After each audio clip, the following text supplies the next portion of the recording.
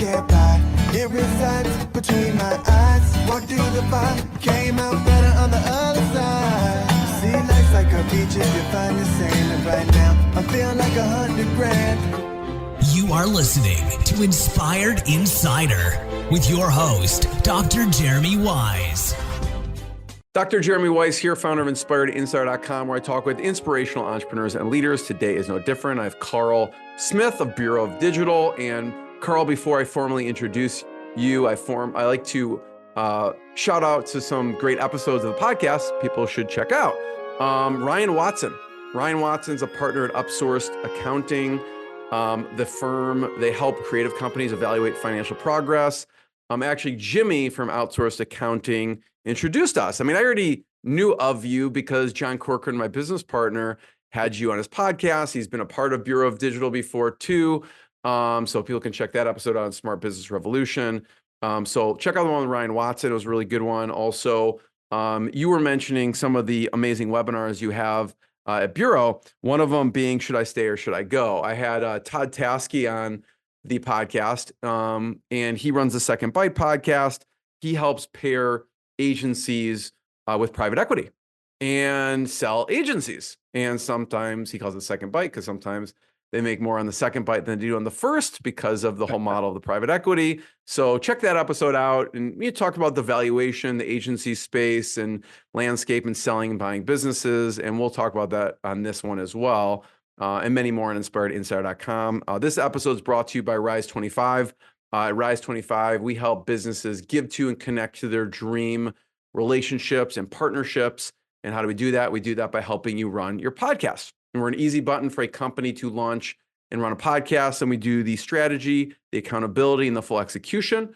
So Carl, we kind of call ourselves the magic elves that run in the background and make it look easy for the host and the company so they can create amazing content, create amazing relationships, and most importantly, run their business. You know, for me, the number one thing in my life is relationships, and I'm always looking at ways to give to my best relationships. And I found no better way over the past decade to profile the people and companies I most admire on this planet and share with the world what they're working on. So if you've thought about podcasting, you should. If you have questions, go to rise25.com or email us at support@rise25.com. And I'm excited to introduce Carl Smith. He spent 14 years in advertising before launching his digital agency, nGen Works, in 2003. I don't want to age you, Carl, or anything, but nGen he ran for 12 years, building to over 40 team members, constantly experimenting with the different models of management and team structure. We'll talk about some of the learnings there, and including what he calls the jellyfish model. I don't know if you came up with that or not, but which is flat before flat was cool. And towards the end of nGen's run, Carl actually attended the very first digital event, which is now Bureau of Digital, and actually fell in love with the concept of building community in this web industry. And a few years later, he actually closed nGen to take over the Bureau in 2016. He spends every day now connecting digital professionals to give them the support they need. You can check him out at bureauofdigital.com. Carl, thanks for joining me. Thanks for having me. I really appreciate it. So just start us off with the Bureau of Digital and what you do. And if you are listening to the audio version, there is a video version, and I am actually going to share my screen and we will poke around the site here. So talk about Bureau. What are some of the things you do? The main thing we do is just try to help people find the support they need. So if you're an owner, operator, project manager, creative director, in-house design lead, strategist, which is a weird junk drawer of a category, people have questions. Most of us didn't go to school for what we did. So what we do is we put people together and help them figure out a way forward. Definitely didn't go to school for what we did. No. Right? I know you didn't. I was a biochemistry major, so definitely that didn't prepare me for this. But I want to go back and we'll talk about some of the evolution and some of the interesting things because you have your finger on the pulse of a lot of these things digital agency wise. Talk about the insights of the first meeting event you went to, and you have a special like Harry Potter like book that you even have. So if you hold it up there, if you open it, like literally the spirits of digital will come out. Where did you learn at that first event, or some of the insights? So we got invited to go. There were about 24 people who were going to this event. And we were invited by these two guys named Greg Hoy and Greg Story, who both ran a company called Happy Cog, but they were different companies. They had both licensed the name separately. And they realized they didn't know how to run their companies together. And that led them to realize they didn't know how to run them independently either. So they reached out to about 22 of us who they thought were doing the most innovative stuff. When they sent me an email, I knew who they were, but I was shocked they knew who I was. And so I replied to their email inviting me with 2 words, why me? And they replied back, because our employees have seen you speak, we've been following your blog, and you're either really, really smart or you're totally full of shit. And they said they wanted to know which. And I replied, I would like to know as well. I will be there. So when I got there, the imposter syndrome of sitting there, Kelly Goto was there. She wrote the book, Web Redesign Workflow That Works. Christina Halverson was there, who had come up with the content strategy term. Jeffrey Zeldman, the father of web standards, was there. There are all these people, and I'm sitting there going, why am I here? But one of the first things I realized was that nobody in that room really knew what they were doing. We were all just making it up. You can call it innovative, but it's making shit up. And that's what they were doing. And people that I thought were just crushing it were barely holding on. People that I looked at and thought, I can't believe they're in business, were actually crushing it. And that moment I realized I'm doing fine. Like, I was always pretty much alone. I never wanted to be in charge. I never wanted to run anything. But by default of being the oldest person and being the person who said, and didn't have the skills, I couldn't design or code or do any of that stuff. I was a pretty good writer and I presented well. So I kind of ended up in charge accidentally. But the other things that I learned from being there was that, this stuff is hard. And it doesn't mean we're bad at what we do. It means that it's a lot of innovative stuff with different people. And because of that, it's going to be challenging. I met some of my best friends at that event to this day. Gabe Levine, who, if you ever saw the Fuck You Pay Me video, I'm not sure if we're allowed to cuss, but that's the name of the video. I'll have to He check was that one there, out. yeah, with Mike Montero. And that was the other thing. You start realizing, okay, I am running a business. I have a service that people need and they pay money for it. I shouldn't act like it's a privilege for me to work with them. And I shouldn't expect them to think it's a privilege to work with me, although I was pretty arrogant in my early 30s because I think it was a shield to block my fear and my scared little self. But that was another thing. It's like, we're in business and we should act like we're in business and we should have real contracts and we should enforce them. These were all things that were foreign to me, believe it or not. And I think to a lot of people in the web at that time. So yeah, it just, the biggest thing I think walking away from that event was that I wasn't alone. If I learned one thing, it was that there were other people trying to do what I was trying to do and I could learn from them. What was the original idea behind that? It wasn't meant to be a business. It was just meant to get a group together to talk shop and help each other. Yeah. So the Gregs, as they're known in bureau lore, the Gregs basically said, if y'all will get yourself to the Kennedy School in Portland, Oregon, we'll pay for everything else. And they saw it, I think, as kind of a research opportunity where they could find out what these other people they saw doing stuff, what they knew. Right now, there was, I knew Aaron Mintley, who was there. He ran Electric Pulp, and they were doing a lot of work with Guy Kawasaki. So he was kind of an elevated kind of guy for me and a friend. I mean, he never presented himself as being, above anybody else or anything. But I remember I was with him and with Kelly Goto, and we joked that Jeffrey Zeldman was in there. And when we all got in there, it was going to be like a Batman movie.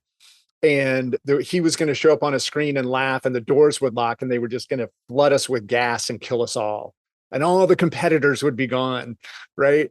And then when we went in and sat down, I was like, oh shit, should we share? Shouldn't we share?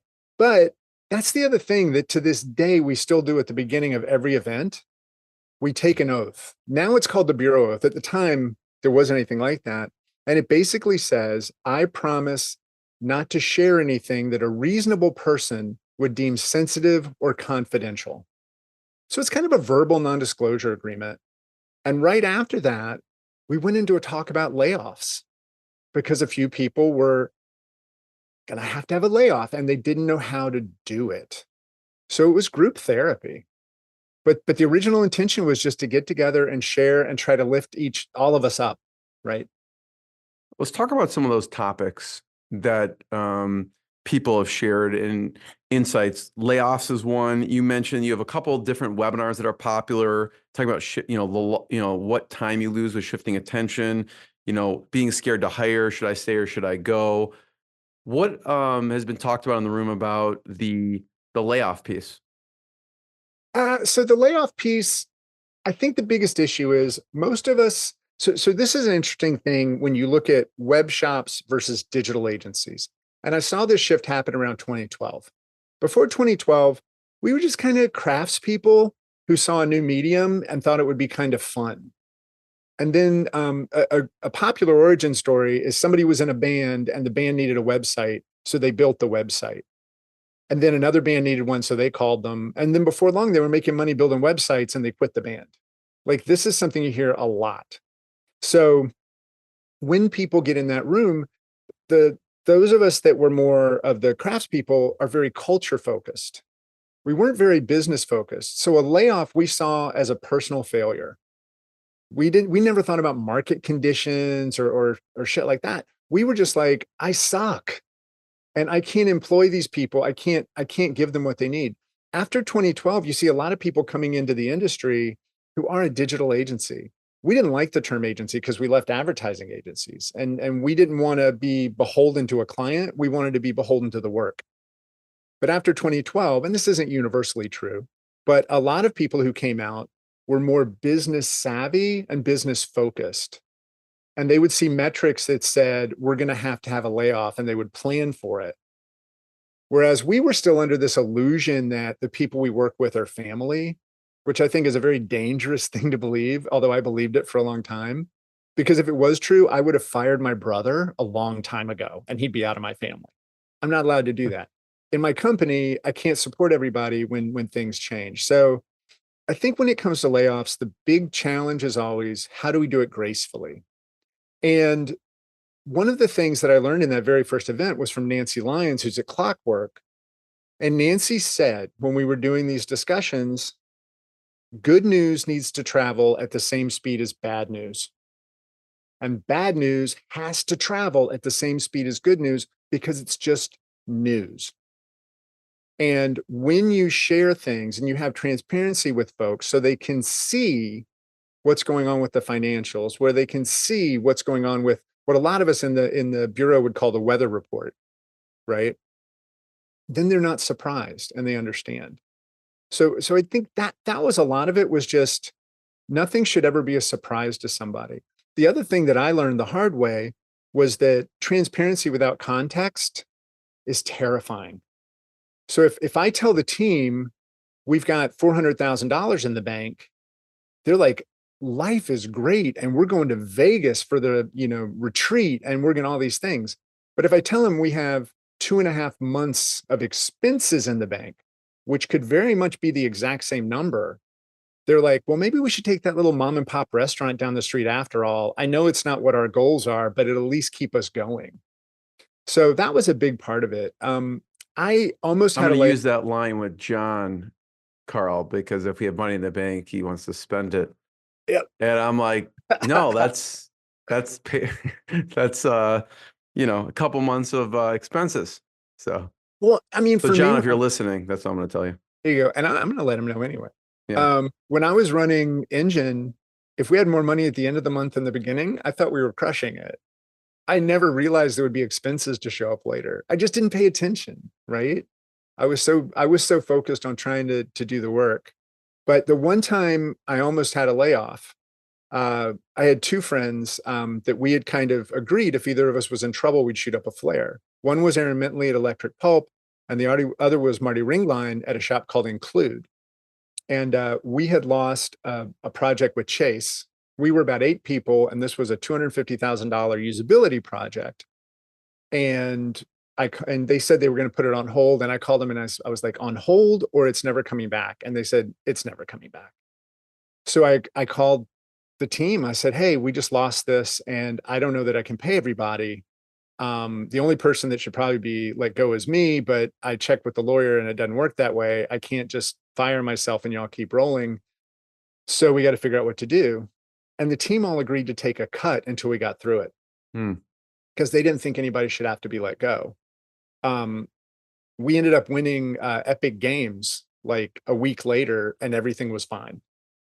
But I saw at that moment that by being honest with them the whole time and sharing with them that they wanted to keep going. But I think that only works when you're small. I think when you get bigger, people expect more.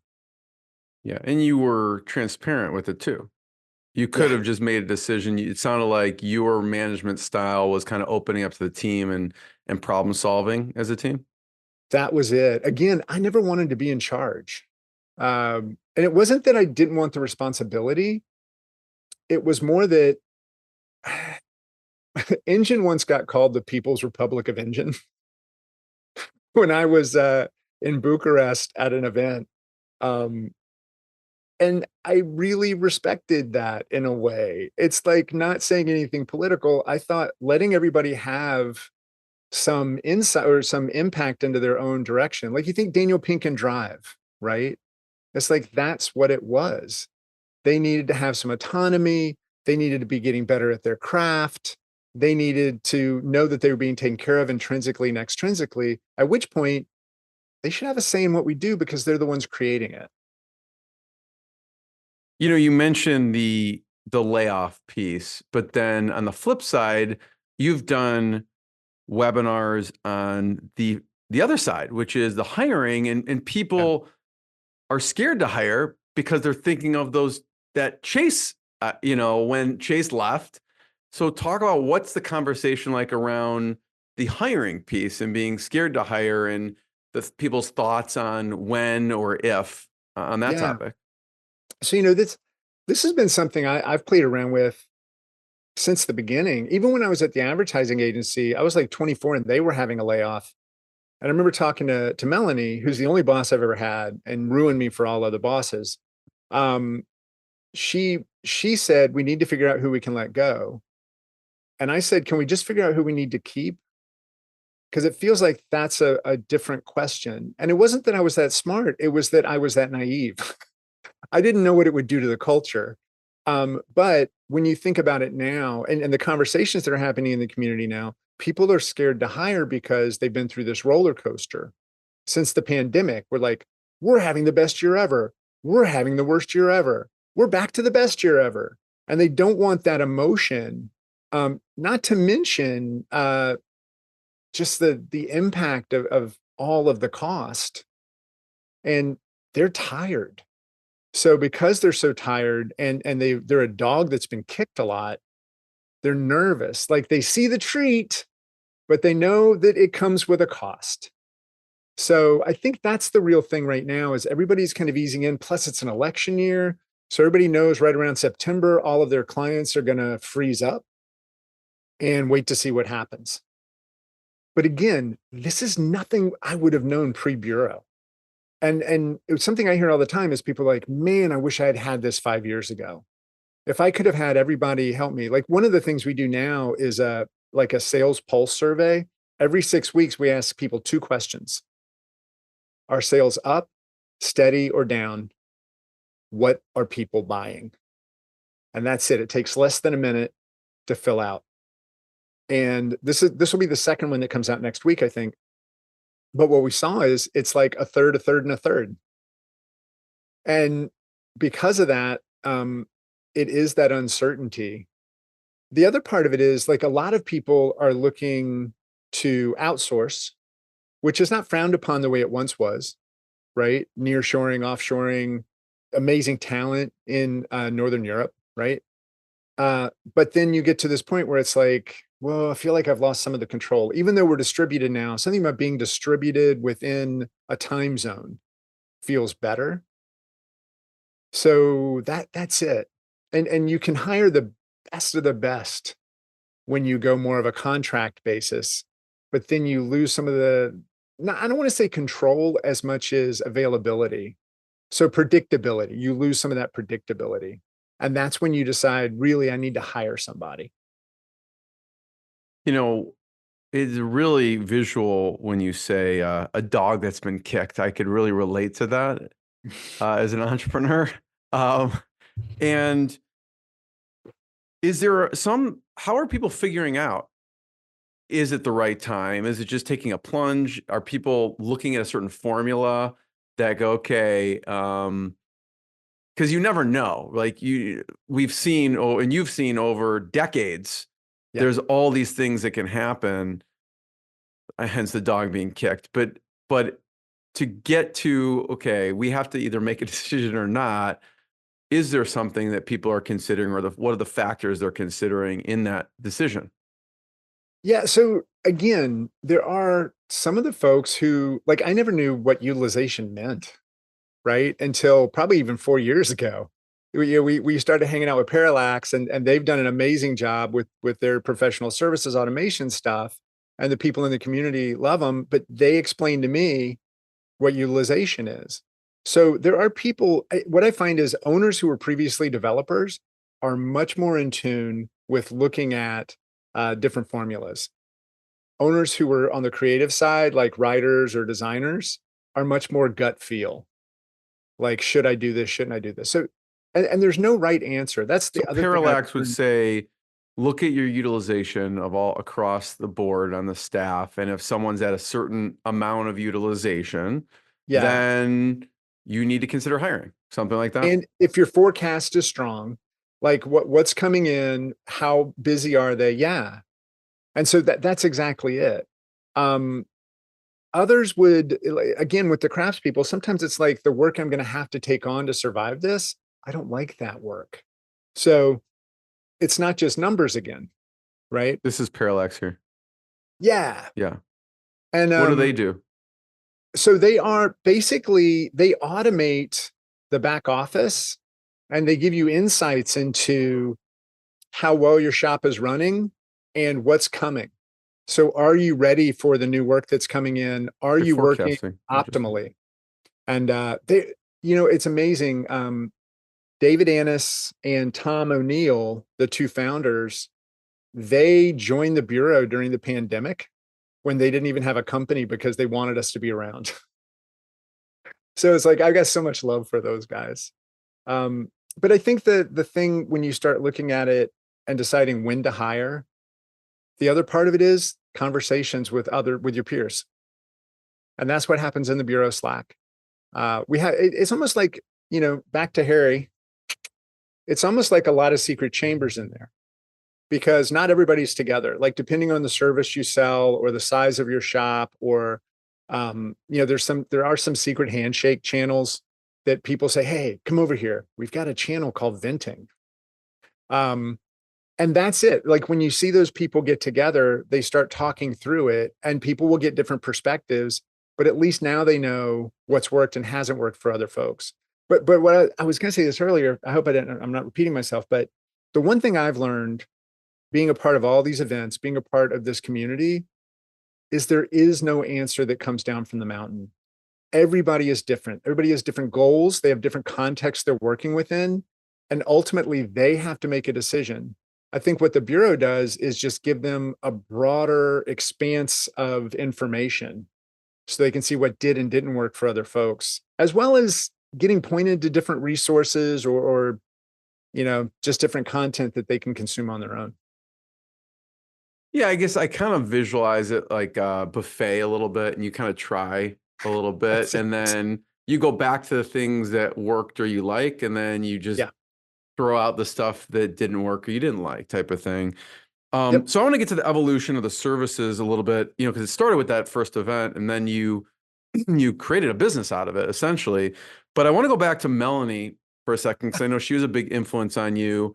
Biggest, yeah. And what made her a great boss? What were some of the characteristics? And I'm sure you have brought some of those into your own world. Yeah, one of the things about Melanie was she was a siren. Um, she just communicated so well. Now, there were things for me personally that I thought, why is she doing that? And I couldn't figure it out. I didn't know until I ran my own company. And when you run your own company and there's nobody left to blame, you start understanding why somebody else did something. She was really great at making people feel inspired, at making them feel like we can please the client and please ourselves. She used to always say, okay, the client's happy, let's get to work. Because we knew whatever we put out into the world was going to get us the next client. And she would say that too. These are not our clients, but they can get us to our clients. So let's work really hard for them. So she was just amazing at getting people's energy up and inspiring them to do the best work they could, even if they weren't motivated by the work itself. And that was one of the things I took away. She also was very in tune with the human side. And in my, I guess, mid 20s, when I was working there, I realized that they went through this process called no, what was it called? Stop at nothing. And we used to joke it should be called stop while there's something left. But basically, it was like a 360 review. Everybody in the company reviewed everybody. And I had the distinct pleasure of being considered the most valuable employee and the least valuable employee. I was the golden boy and I was Carl, spawn of Satan. And it was one of those things where I realized even then I'm treating people differently. And the reason was I would get so focused on my goal that if anybody came in to interrupt me, I would just say whatever I had to say to get them to go away. But the people that I was working with loved it. And I think because of talking with Melanie and watching Melanie, I realized I can't just be brutal to folks who aren't on my path. I have to try to help them or at least acknowledge them and share with them when I can help. But that was like such a wake up call. And without her, there's no way I could have gone on to launch my own company and have any success. You mentioned, Carl, the interrupt me, right? And just being focused, which, I can be in that camp as well. But you had a webinar actually that someone talked about the loss of time of shifting attention. So obviously at that time you were onto something. You knew what would happen with all these interruptions, even though maybe you weren't perfectly cordial about it, however you handled it. But talk about what was that, that webinar about and some of the learnings from that. Yeah. So this was an amazing webinar from Sear. And basically, they went through and empowered one of their ops people to just do research by taking half the company and allowing them not to be in meetings that were like standing meetings, and the other half would attend all those meetings.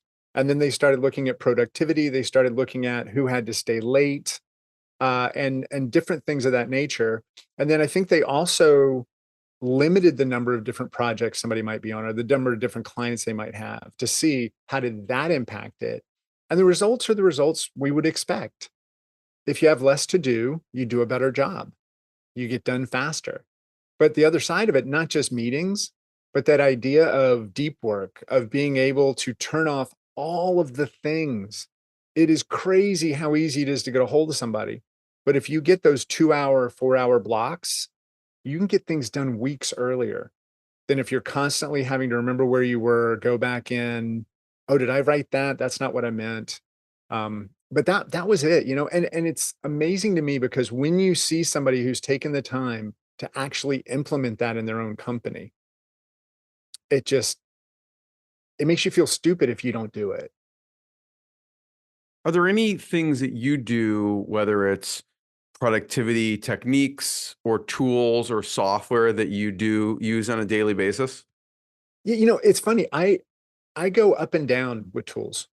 I was using Motion, which is an AI calendar like sorting app. Um, but what I realized was I don't want, even if I tell it to give me 20-minute breaks every hour, I don't want that. I want to be able to be flexible, and it's going to tell me something's late because I decided to do it tomorrow, and I don't want to have to click 3 places to do that. So I'm a Todoist fan. I used Todoist, I went away from it, and now I'm back to it. And the reason is I can just tell it I'm going to do that tomorrow, and it doesn't care. It's not going to yell at me. But the bigger thing for me is I really try not to start any important work until 11. So I'll start my days normally with a longer run. Like I went for a run this morning before the podcast, and I'll normally listen to what depends on what I'm doing. Like if I need to run slower, I'll listen to a book. If I just need to be able to think, I'll listen to more instrumental type music. And if I just need to get some aggression out, then I'm going to go with arena rock or just something ridiculous and just, like, and just some guilty pleasure and just run my ass off. But what it does is when I do sit down at 11, I find that I'm so focused. I'm so ready. Like my brain has had a chance to process all the other crap. Um, I only reply to email once a day. I know I'm hesitating to say that because it's really hard. Because in our world, I see my goal is making sure people get the help they need. A far cry from the 24-year-old who was like, get the fuck out of my office. And so sometimes that help comes in through email. Sometimes it comes in through Slack. But what I've realized over the past few weeks, or actually the first 2 months of this year were really hard because I had personal stuff going on and I wasn't able to pay attention to my role like I wanted to. And what I found was other people stepped up and helped them. And this harks back. I know I'm off on a little tangent here, but when I originally joined the Bureau, like I was an attendee initially, and then my company was doing pretty well. And I just started doing things and they said, hey, do you want to join? Do you want to be a part of us? And I was like, yeah, I think so. And I was reading through an email that the Gregs had sent me, and my youngest daughter, Alyssa, came out, and she would have been 14 at the time. No, maybe a little bit younger even. Yeah, she would have been younger. She would have been 13. And she came out and she asked me how I wanted to be remembered. That's a And pretty it was deep, that's a pretty intense question. she is an old soul. And I said, I just want to be remembered as somebody who was successful and didn't have to hurt anybody, right? I don't want to have to do anything negative to someone in order to succeed. And then she said, well, how are you going to measure that? Now, you think, why would a child, 13 is not a child, but why would she say that? Well, we had built a store for Shopify with cat string because she thought the cost is low, cats love it, we'll make a killing. And friends at Shopify actually were going to demo the store and stuff, but she lost interest. But so I told her, I said, all right, well, how are you going to measure success? So she asked, how are you going to measure that? And I said, by the number of people I help. And then she said, how does it scale? And I said, I don't know. And then I found out my wife might have put her up to it because they were both in the kitchen. She's reading off index cards. It's like, Yeah, what are kinda. those? Why is this not in your handwriting? But then I went back to the email with the Gregs, and I was like, I don't have to help anybody. That's how it scales. I just put people in a position to help each other. And the first 2 months of this year, I remembered that because I have to extract myself from the community and just be the conduit that gets everybody who they need. Because the other thing is, I'm going to have to find a Dread Pirate Roberts at some point. I can't keep being the person who's like guiding the ship. And the Bureau is going to go on. It's its self-sustaining entity. It's shown that through the pandemic, it grew, like membership grew over 1,000% in 2.5 years. So for me, it's like, I think that's the biggest thing is I just have to make sure that I am putting it in its best position to succeed, no matter who is deciding what programming is, or all that stuff is superficial. It's the conversations. It's the support that happens in the Slack, in the hallways at the events, all that kind of stuff. Ooh, you got me worked up. You got me worked up, Doc. Carl, I think I should have been interviewing your daughter with questions Yeah. like, how do you measure success and how does it scale? What does she do now? She's actually a TikTok influencer. Okay. She's got about 950,000 All followers. right. Well, let's check her out. What's her Mm. TikTok? I don't know if you call it a handle or whatever. I don't know if you know it, but It is pedestrian lesbian, and she is okay. not safe for work. All right. I don't know if I'm her demographic, but I'll check it out. Yeah, she is a cosplayer, and she's been taking a short break, but she's close to signing a deal with Hulu right now, which could be pretty fun. Wow. Yeah, you should That's interview crazy. her. She's a All right. badass. We'll check her out. Thanks for sharing that. So from the evolution standpoint, running Bureau of Digital, Mhm. it's amazing to me how much you have going on with Bureau of Digital and how efficient the team is. So talk about the evolution of hiring to handle Bureau of Digital and what you were Yeah, looking for. so when I took over, there were two people. Brett Harned, who had been there from the beginning with the original idea. He was at Happy Cog working with Greg Hoy. And then Lori Averett, who has been with me for 26 years over four companies. So it was the three of us, and we sat down and said, what do we want to do? And I remember saying all roads need to lead to membership. And then we didn't do anything with membership really until the pandemic. So, but but it was one of those things where we were like, what can we do? What do we want to do? And then we started asking the community, what do you want? Like, what do you want to do? But as we went through, Brett had his own thing, so he was kind of part-time. Lori and I were going full-time. And then slowly we hired until we were a team of about 8. We had one person who was doing more marketing. We had other people who were helping facilitate the events. It's weird. If I go back and look at it, I'm not sure what all 8 of us did. And then when the pandemic hit, and we ended up upside down $250,000 in deposits at venues that were saying they weren't going to give them back. That you can have the events, it's fine. COVID is not a thing. We're not going to force majeure. No, no, no. We're holding on to it. And then we had about $70,000 in ticket refunds we had to give. So I told the team, I was like, look, I got about 5 weeks of being able to pay you. Please don't stay out of loyalty.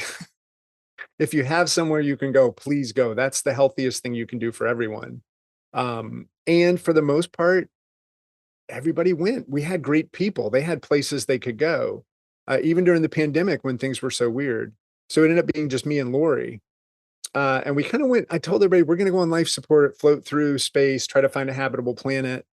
And at that point, people in the community just started doing stuff on their own. They actually contacted Slack. This is a pivotal change in the community.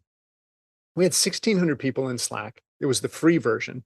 So every 10,000 messages, you would lose a message. So you would try to go back and find stuff and it just wouldn't be there. And you knew you had that conversation. So somebody contacted Slack and said, hey, we're talking about work from home protocols. We're talking about EIDL and PPP. We're talking about all these things and it keeps disappearing. Can you please turn on the paid version? I still to this day don't know who called them. And they said, okay. And so they turned on, they said, we'll give you 2 months of the paid version to help you get through this. And when they did that, over 800,000 messages suddenly became available. And people were searching and getting amazing information. And I remember going, we can never go back. We can never go back. But it was going to cost over $4,000 a month with the 1,600 people. So that was when I was like, okay, well, we've got to do this membership thing. David C. Baker is part of the community and a good friend. And David contacted me and said, hey, I sense that you're probably hurting. If you want to spend a few days together and can get to Nashville, I'm happy to work through this with you. So I went and David was so gracious and we worked together for about a day. And Blair Inns, who's a friend as well. And Blair was like, well, if you're doing membership, let's do, we'll have 3 levels and that his whole, thing. And we figured all that out. And then we turn on membership and it just starts selling. Now, what I didn't know was until later, people in the community who've been there for a long time put out videos about what the Bureau meant to them. And so these videos started going not viral, but in our small world, they went viral. And so people started buying membership. We would have $15,000 membership days. We have $30,000 membership days. And I'm just sitting there going, what is happening? What is this? And then I told people that Slack was going to be a membership perk. Only one person got really angry, and I had a phone call and explained it. And they were like, oh, okay. I didn't realize. I was like, yeah, we're going to have to pay for this eventually. And every person's going to cost a certain amount of money, and we got to do this. But the best part of that whole thing was, again, I saw that the community is going to run itself. It is going to save itself. And today, if you look at it, we had 79 members like pre-pandemic, because I didn't want membership to get in the way of somebody getting support. Our mission was to provide support to people who don't have it working in the digital services. That was kind of it, right? And today we have over 1,200 members. It's terrifying. I don't know who these people are, what they want from me. But I did tell somebody the other day, they said, what's it like running the Bureau? I said, well, running is an interesting word. I say, it's kind of like being on the back of a Bronco bull. And you're just holding on to it, and it's kicking, and it's trying to throw you off. And occasionally it turns its head around and it makes eye contact and it smiles and it goes, I love you. And then it turns back around and just keeps beating the shit out of you, right? But the thing is, that love makes it all worth it. And my life is great. It's not like I'm staying up late at night trying to figure out how to do things. It's just I fail so much in this little playground, but they don't care. They're just happy that somebody's there trying to give them a better way to connect. What do you consider when you say you fail so much? What are some of those things that stick out? I'm going to say one, and anybody listening will be like, no, it's amazing. I'm like, is it? But Bureau Circle. So we had people really wanted us to do an EO or a Vistage type offering. But to do that and have an actual coach, and we have, like, Steve Guberman has been an amazing support. He's part of the community, and he runs masterminds and does all that stuff. But we wanted to include it in the cost of membership. So when you've got 1,200 people and you're trying to find 8 to 10 to be in a group together and have it be self-running, that's a challenge. And you can only launch so many out of the gate. We ended up launching 3 total before I was like, this isn't really adding value. And so now you've got all these other people who are like, but I thought I was going to get in one. So that to It was me, something they were striving for to do. yeah. And then Yeah. I couldn't find enough people for them and their space. And so that to me felt kind of like a failure. Integrating AI into Slack. Like, we had it going really well. And then a couple of members, and they rightfully so, said this violates the Bureau oath. You're not supposed to share things outside of the context of the people who had the conversation. And OpenAI is saying that they're using this for training purposes. So Gabe Levine, who was there at the first Bureau meeting, and one of my good friends is also our lawyer, and we looked at the end user license agreement. We looked at all the stuff. And according to OpenAI, they weren't using it. But then people said they were. So I had to stop that. And I have been struggling to find a way to do recaps, because the number one reason people leave the Bureau is there's too much and they feel like they're not taking advantage. And I'm like, damn it, we should do less. So that's also part of that context of, okay, we're throwing stuff up against the wall. Not everything's going to stick. And I learned this running my company. The absolute worst thing you can do is be marginally successful. If you are great at what you do and you make a killing and people love it, that's awesome. If it sucked out of the gate and nobody paid attention, that's great, actually. It's when you have, like, we launched a product that had a few thousand people using it, and then we said, this isn't enough. We had a few thousand people mad at us because they really loved it. And so I feel that way with the Bureau too. It's like, I have to be more careful about what I'm going to share. Trying to put on in-person events and then having to do them online because not enough people bought tickets. So things like that are what I consider, it's not necessarily a failure, but that's how it feels. Yeah, it's really interesting that you say that. I had someone on, Justin Goff, who's had a company, sold it, just a top direct response marketer copywriter, and it's exactly what he said is, Yeah. When something's marginally successful, that's the killer because you keep doing it as opposed to, it's obviously a clear line if it's like it didn't work or it Yep. just blew it out of the water. So Yeah. thanks It's for that painful. reminder on that one. But let me go back for just a second, because you were asking how can we run so efficiently. The other thing, Dale Bertrand, who runs a shop called Fire and Spark, this is the other thing. Most search firms are now AI firms. And the reason why is because they were really good at math. They understood algorithms. They understood how to get that stuff to do stuff. He came to me, he said he wanted to have a call, and I thought he wanted to talk about search. He wanted to talk about an ambassador program.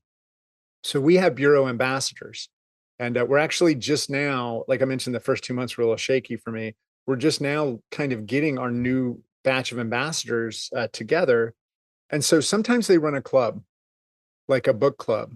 Sometimes they just host events. We were at a point where I was supposed to host everything and I couldn't do it. So now we were unable to do the things we want. So now they host events. They might have, we had a love and business group, which was if you're working with your significant other, right? If you're in business and in life together, like that's certain challenges. So those ambassadors, we have about 18 of them. And this year is the first year that we have senior ambassadors.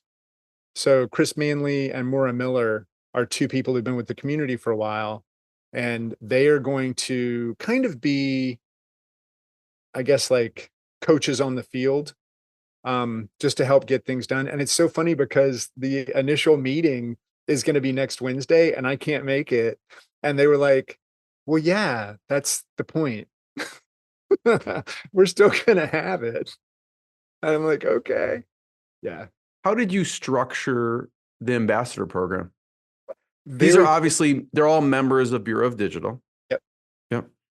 Yeah. And I would say I structured it very poorly. So basically I just said, do y'all want to do something? And they said, yes. And I said, do it. So I'll also say that we have a group right now that's rebranding. This was Laura Boyer, who runs a shop called Black Bean out of Vancouver. And Laura contacted me 6 months after being in the community and said, hey, the women's leadership group is kind of crappy. Can I start like a one night a month we get together? And I was like, yeah, sure. And she was like, I want to call it the Bad Bitches Wine Night. Is that okay? And I was like, I am not going to tell you what you can or cannot call your group. And so they did. And now she has 100 people in that group. And they dropped the wine night because, some people have challenges. I'm soberish, but it's one of those things where, they get together and they just talk. And in that channel, like I'm an honorary bad bitch, so I get to be in there. But it's one of those things where in that channel, you hear those conversations and it's just heart-wrenching to see what they're doing. She wasn't an official ambassador, but she is now. So that's what they do. We have one that runs a lunch club. So if people want to get together and just meet different members, it's kind of a little serendipity thing to throw them around. But now they have a little bit more support. So when they have questions and stuff, they don't have to wait for a long time. I'm curious, Carl, you said you really talked and sat down with David and Blair to talk about the membership piece. I'm just going to bring up the website for a second because Sure. what's included in pricing is tough to, I think for me, it's tough to figure out like what's the right art and science. So I'm wondering when you were talking to them, and now we're looking at it now, if you're looking at this point in time, it could have changed. So don't hold, Carl to this, but you could check it out on bureaudigital.com and there's a membership page. But there's a connect level as this point in time, a lead level and a partner level. Talk through some of that conversation with Blair and David and how you came to some of these and how you decided on the price point as well. Yeah. So this was in 2020. And these were the levels in 2020. Now, before that, there was a learn, a connect, and a lead. And the learn level was no longer going to be effective because it wouldn't pay for Slack. And to not be in Slack actually felt like not being a member. So it was a challenge. The learn level used to mean you got the events at a discounter for free. So connect is really the main level. And until 2023 or 2023, it was $49 a month and $4.99 a year. And with the Connect level, you get Slack, you get all the online events, all the webinars at no cost. You get discounts on the workshops, discounts on the in-person stuff, but it's an individual membership. If you go with the lead, you actually get a discount because you get 6 people in there, kind of for the cost of 5. And I think that's right. I'm not great at math, theater major. And I told myself I wasn't going to say that anymore about, self-deprecating. Theater majors are awesome. But you get everything. It's just for more people. And the other thing about that is it's for your entire team. So only 6 people get into Slack, but your entire team actually gets the discounts and the free online events and that sort of thing. And then at the lead level, if you want to add somebody else, that comes at $100 year discount. So that's the other part. We have lead members who actually have 12 or 13 people in there, and it really makes sense for them. The partner level is people who really want to be known in the community. And I don't put a lot of description there because it's different for every person. For example, if Navigate the Journey is one of our partner levels. Here's some of the Now, partners, I'm assuming, right? This is, yeah. yeah. So if you look at what a great example is Upsourced, right? So Upsourced is actually one of our partners, and anytime they have content that they want to share, we share it across the network. Anytime somebody asks for help when it comes to advertising, when it comes to accounting, in terms of digital services, we point them to Upsourced. So it's one of those things where also not everybody that asks to be a partner, even though that money is really lucrative, not everybody that asks actually gets accepted. So that's the other part of it. But the other thing is I'll reach out to them when we're getting ready to do something, say in the newsletter, and I'll be like, hey, do you have an article that would be good for this? Because I want to do some pull quotes or I want to draw stuff out. And so that the partner level, they're not necessarily in it to get business. Some of them, for example, Leslie Camacho, who's an EOS coach, Leslie did it because he was getting so much work from the Bureau that he felt like it was giving back, right? So that's another thing. It is an ecosystem. There are people, if somebody accepts you and your service and then shares it in the community, it's almost like a spark that lights a fire. By the same token, if you do a little bit of harm, they may also they may say, hey, you know what? That sucked. And my thing, I tell everybody, as long as people have a reason to say what they say, they're not being offensive and they're not hurting someone or betraying somebody's trust, I'm going to let it stand. Because it's not my job to make sure it's wine and roses. It's my job to make sure it's valuable and real. So it started off, if we look at it, back to your first event, it was like almost like a free event. I mean, someone was paying for it. The Gregs were paying for it at the time. And then it became more events, and then online events, and then actually a community where there's events, online, virtual, and kind of an online Slack community where people can network. And then there's ambassadors that kind of create other, events, virtual or in person as well. And it started off from free to whatever it was per event and virtual event to $49 a month to $89 a month, and then on up. Yep. I'm curious because this comes up a lot in the agency conversations.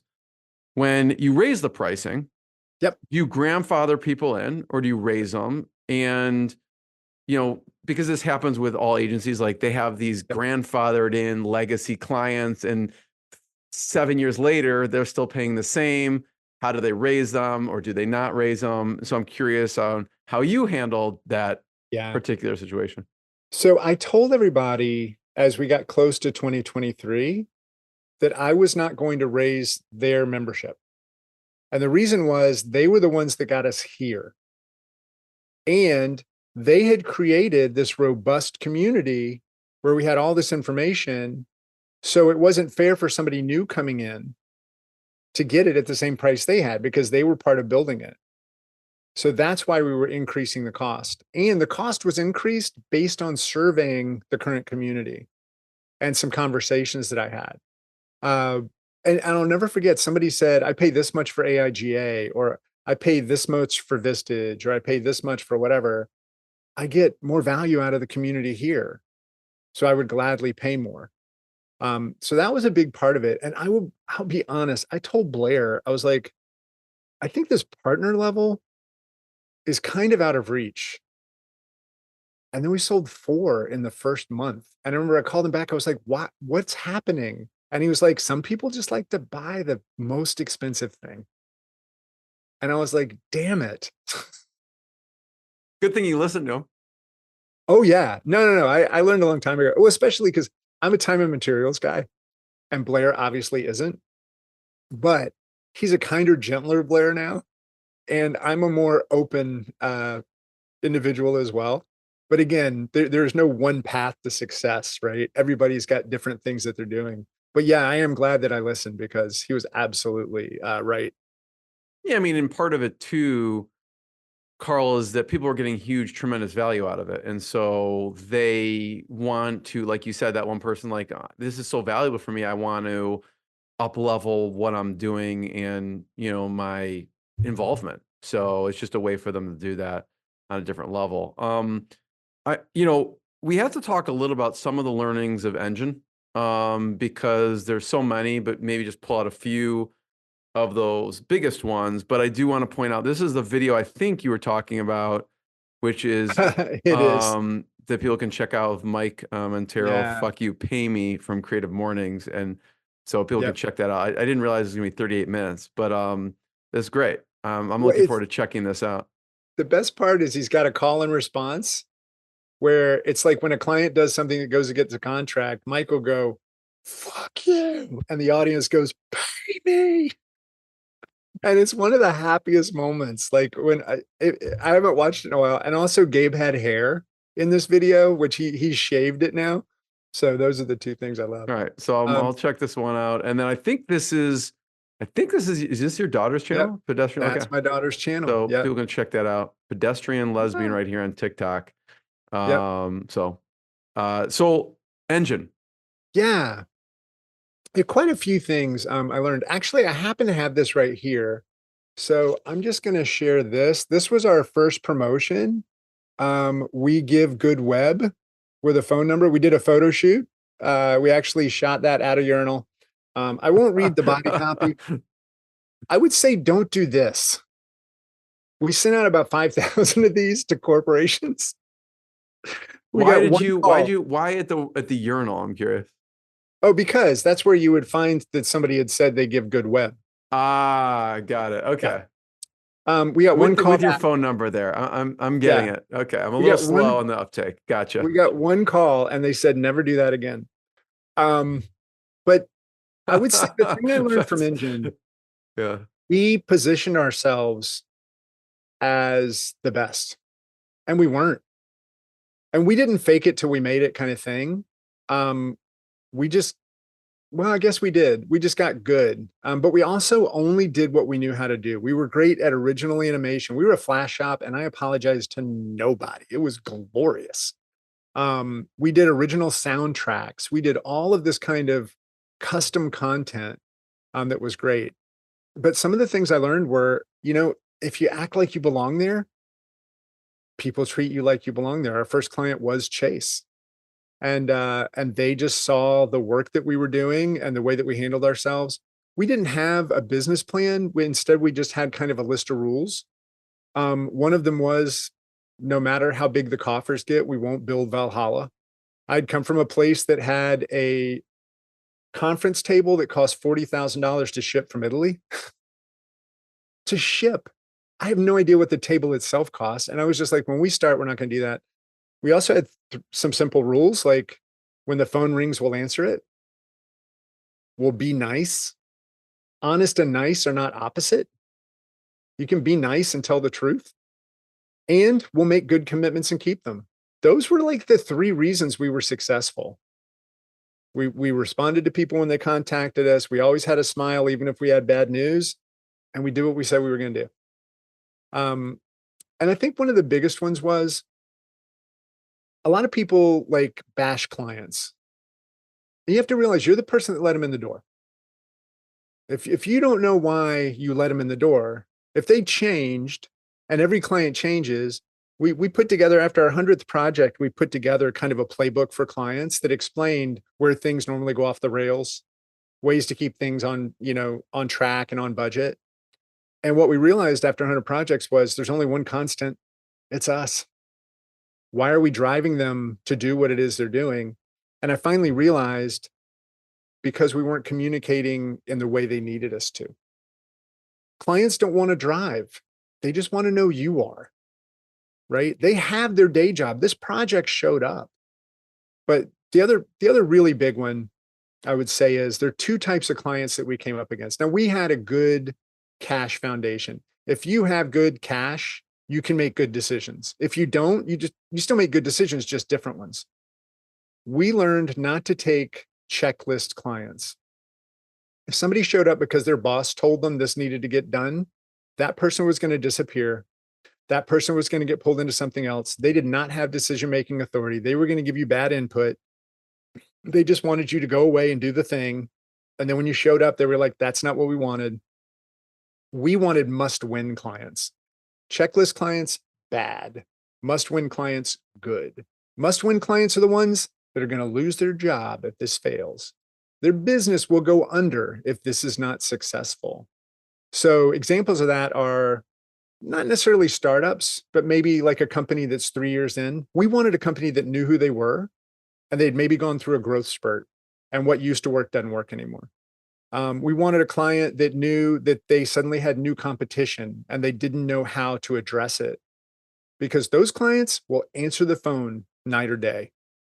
They will be there in a heartbeat, and they will give you answers, and they will listen to you because they know you know more than they do about what you're doing. We used to do this thing called the level set at the beginning of each kickoff meeting, where I would start it and I would say, my name is Carl. I will be keeping a high vantage point over the whole project, and I have worked on 381 web projects. And then it would go to Lori, and she'd be, my name is Lori. I'm air cover. So I will take your questions and your calls, but I will protect the team so that they're allowed to keep working so that we can stay on budget and on schedule. And I have worked on 72 web projects. And so everybody on our team would do that and say the number of projects they'd worked on. Then when it came to the client, it would be like, my name is Michael. I will be your day-to-day contact. And I've worked on 2 web projects, one with my son. And you would just go, okay, so you know your business and we know the web, right? And that changed everything when we got that done. So there's your rapid fire answers. I love that. Carl, I have one last question. And first of all, I just want to thank you. Thanks for sharing the journey, the lessons, so many there. And check out bureauofdigital.com to learn more. But the last question is just some of your favorite resources. It could be software tools. It could be a book that you love, a business book. Some of your favorite resources, because I'm sure you hear a lot thrown around in the agency world of what, they're always asking, what do you use for this CRM? What do you use for this project management? So some of the on your list of favorite tools and resources. Yeah, I'm going to start by saying the Daily Stoic. Like I start my mornings with that. I just started that maybe a month ago. And I start with the oldest first. I always have done that. So I can see how it evolves. But there's something great about having somebody, and I read some stuff on Seneca and Marcus Aurelius before, but having somebody just apply it to modern day, like you make this connection, and it gives me this moment at the beginning of the day just to realize that it's all so much bigger than whatever I've got to get done today. Like it's all going to be fine. So I think that one's really important to me. There's a book I love that's not I don't know that it translates as well today, but it's called The Starfish and the Spider. And what I love about it is it's about centralized versus decentralized teams, or not, that's not even right, but basically leaderless organizations. And the idea is if you're a spider and your head gets cut off, the organization dies. If you're a starfish and you get cut in half, you grow into 2 new starfish. And for me, running a community, and when I ran nGen and we were trying to get a community type feel, the way that the jellyfish model ran, that meant that I didn't have to be there. Again, I had an irrelevant strategy. So Starfish and the Spider kind of helped me understand more about how not to be there. There are parts of it right now that just don't translate to today, but I still love it. Yeah, and then actually a book that I love right now is called Outlive, which is not really a business book, but I think it's such a self-care book that it helps you with everything else that you're doing. In terms of tools, again, Todoist. I mean, I just love it for myself personally. And I am starting to appreciate HubSpot. It took a while. It's a bit of a learning curve. And the reason I love it though, is because we've had almost 20,000 people come through bureau events, former members, just different people in what we would call the bureauverse, right? The bigger community. And with HubSpot, when somebody emails me, I can quickly see not only how I know them, but where did I see them last? What did they attend? What are the things they seem engaged with? So that then when I respond to them, it's more real, or it's, I hate the word, genuine and authentic. We bastardized all these terms. So I'm just going to go with more real. We'll just go with that. And obviously Slack too. Yeah, I hate them. I mean, I gotta be honest. They changed the pricing when Salesforce bought them. And I know the team that worked on the design and all that stuff, Andrew and the team that worked on the original Slack. And I love those guys, but they changed it. They changed the meaning of active user, which increased the cost almost 30%. And then they increased the price. We pay $75,000 a year for Slack, y'all. Wow. But it's the most valuable thing for the community. So I love it for them. Personally, well, I won't say that in case there's a legal thing that happens later. Are there other alternatives people are considering with Slack that you know of? Because I'm sure you're not the only one. I mean, people have experienced this, and I'm not sure what are other options people are looking into. So in terms of communities, it would be Circles. In terms of other software that's similar, it would be Discord. But I surveyed the community, and you would have thought pitchforks and torches were coming. And the reason is, and I've talked to people who've made people are used to it already. Well, and it's where they are, right? If you think about location, that is Slack. Community organizers that I've talked to who have moved away from it have seen a loss of about 30% of their community doesn't make the transition. So it is, the devil that I love. Maybe we should all buy Salesforce stock then. If it basically, that's what you're telling me from this. We don't give stock tips here, but Carl, thank you so much. So many lessons, so many amazing resources. Everyone check out bureauofdigital.com to learn more. And Carl, appreciate you. Thank you. Thanks, everyone. Thank you so much. This was fun. Thanks, everybody. What I got, you can't buy. It resides between my eyes. Walked through the fire, came out better on the other side. See, life's like a beach if you find the sailing right now. I'm feeling like $100 grand.